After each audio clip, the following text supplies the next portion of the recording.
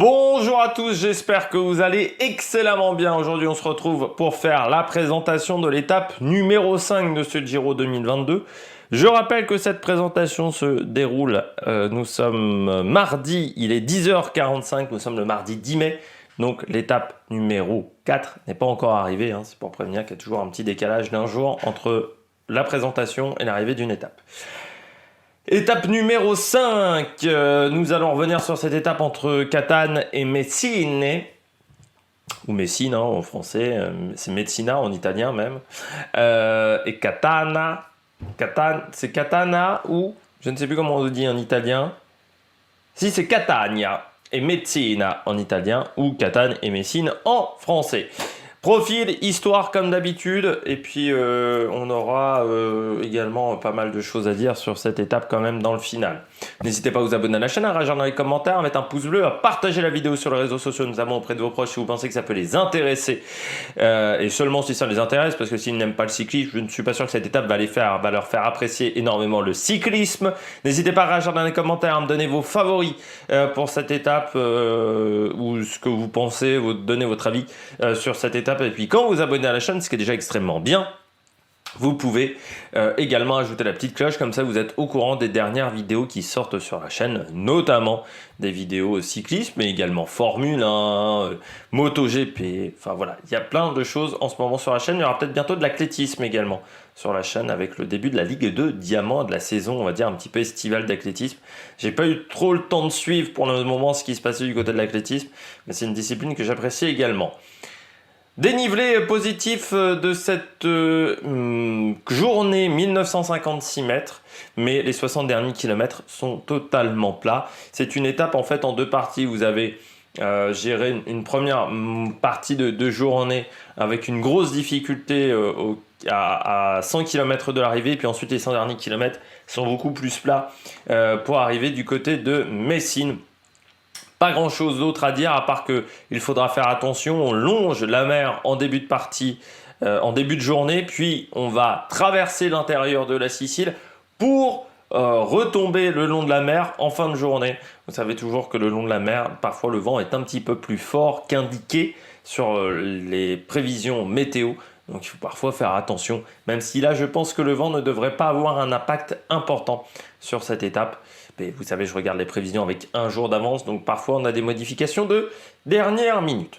Bon, on va regarder tout de suite le profil de cette étape parce que j'ai pas grand chose d'autre à dire, à part que ça va être une nouvelle étape certainement pour sprinter et que ça va permettre d'affiner un petit peu la hiérarchie entre les différents leaders. Du côté du profil de cette étape, comme vous le voyez, on part de Catane pour aller à Messine. Ensuite, on va dire que les noms en italien, ça va être plus facile. 172 km pour cette étape numéro 5. Deux sprints intermédiaires, le premier à Francavilla di Sicilia, qui sera au kilomètre 53.5. Ce premier sprint intermédiaire qui sera sur les contreforts de la première difficulté du jour. Particularité de ce sprint intermédiaire, je rappelle qu'il donne des points pour le classement du maillot cyclamen, mais également des secondes de bonification. Ensuite, on aura la montée du Portella Mandrazzi, 19 km 500 à 4% de moyenne, côte de deuxième catégorie. Sommet à 98 km de l'arrivée, vous voyez le Portella Mandrazzi. Passage le plus compliqué entre le kilomètre 13 et le kilomètre 4 à 6,2%. Sinon, c'est un col très régulier entre 4,5 et 5,5%. C'est pas extrêmement difficile, la longueur de cette difficulté en fait sa difficulté,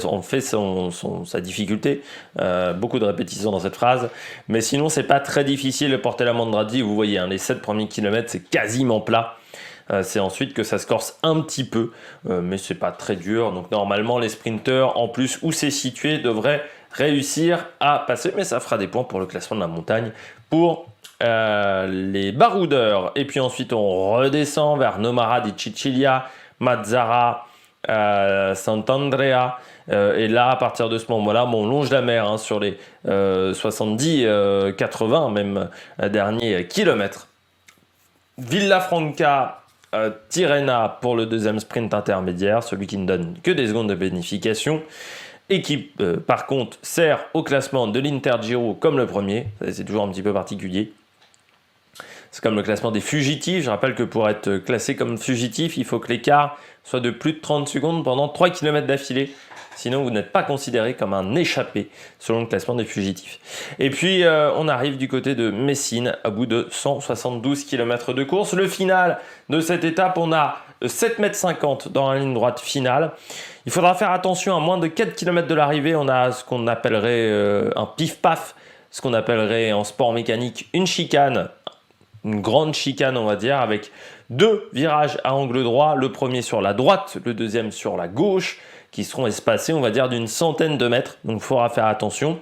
À 1,4 km à peu près de l'arrivée, on aura un virage à gauche, angle droit.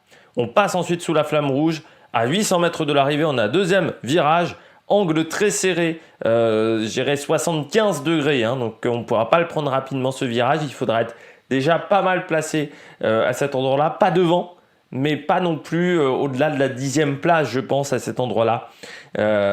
Et puis ensuite, on a une belle ligne droite finale, donc avec 7,50 m de large, le long de la mer. Donc s'il y a un peu de vent, il faudra faire attention du côté de Messine. L'histoire, on va revenir de nouveau sur le Giro 2017, on l'avait déjà fait, c'est la deuxième fois qu'on le fait, le Giro 2017, on l'avait fait lors de l'étape 1,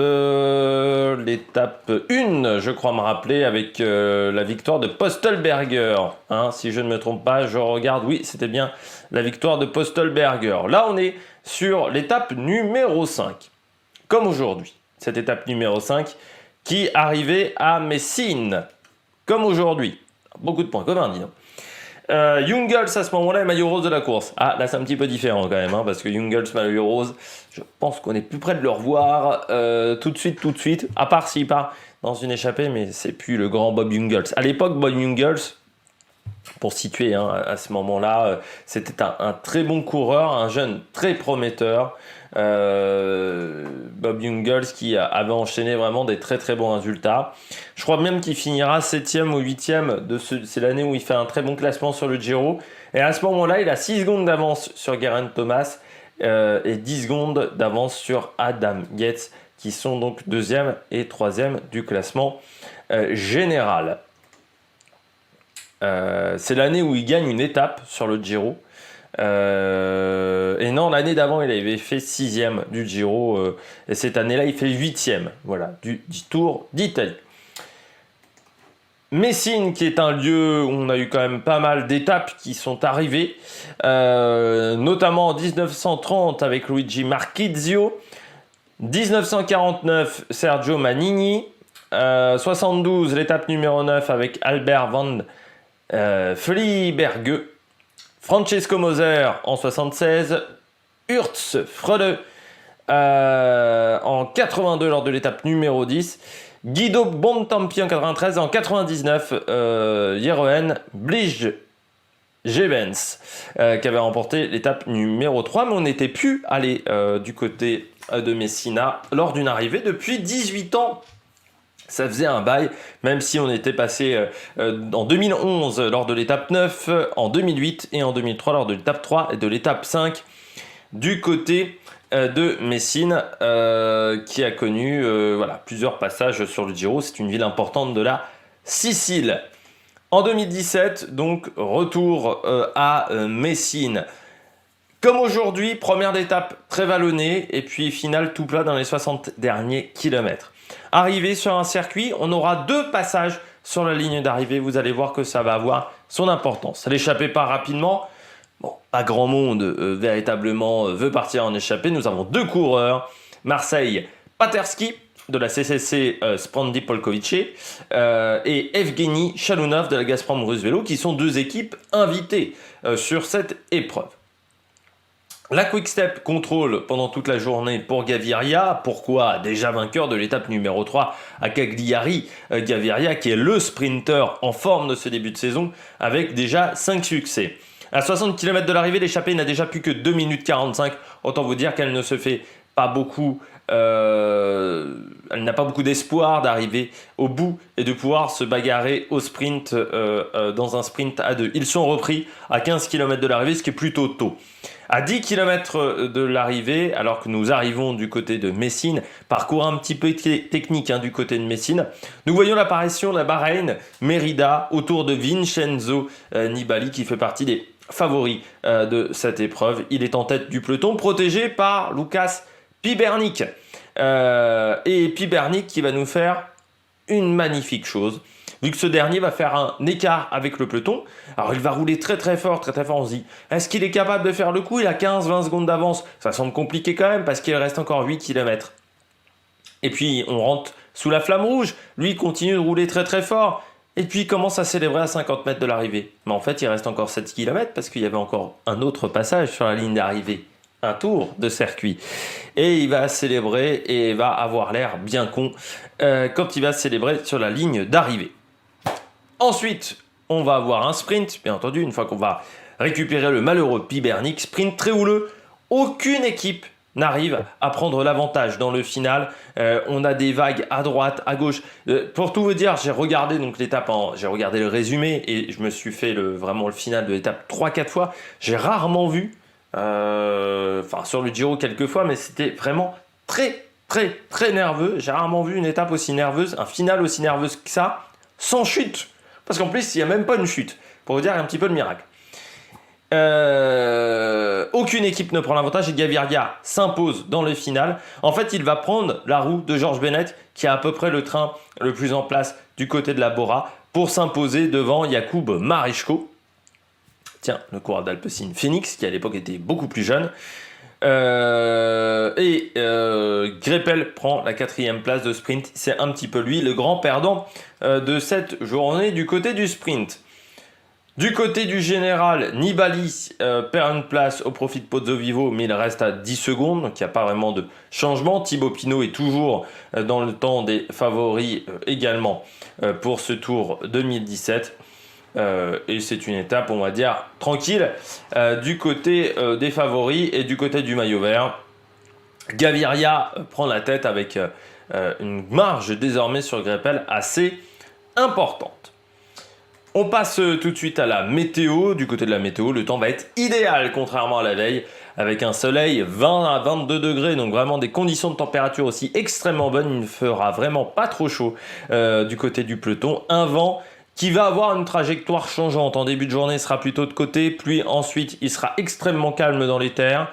Il n'y aura pas de vent, en fait, dans les terres, pour ensuite avoir de nouveau un petit vent qui sera plutôt de nord-ouest, donc 3/4 face dans le final, mais il serait de 15 à 20 km/h, donc pas suffisant pour moi pour tenter quelque chose dans le final de cette étape, mais encore une fois, il faut quand même se méfier au cas où le vent serait plus fort si les prévisions météo n'étaient pas extrêmement bonnes. Du côté de la stratégie, moi je vois une échappée avec 3-4 coureurs et puis sprint à l'arrivée. Je vois quand même un peu plus de coureurs que ces derniers jours parce que on a quand même monté de 2e catégorie, mais je vois pas une effervescence énorme pour partir en échappée, surtout que la veille, l'étape aura été difficile. Du côté des favoris pour cette étape, du côté de mes pronostics, je mets Mark Cavendish. L'arrivée n'est pas non plus hyper technique. Il est capable de faire un bon final, surtout que son train pour le moment est légèrement au-dessus. Je mets Arnaud Démare aussi.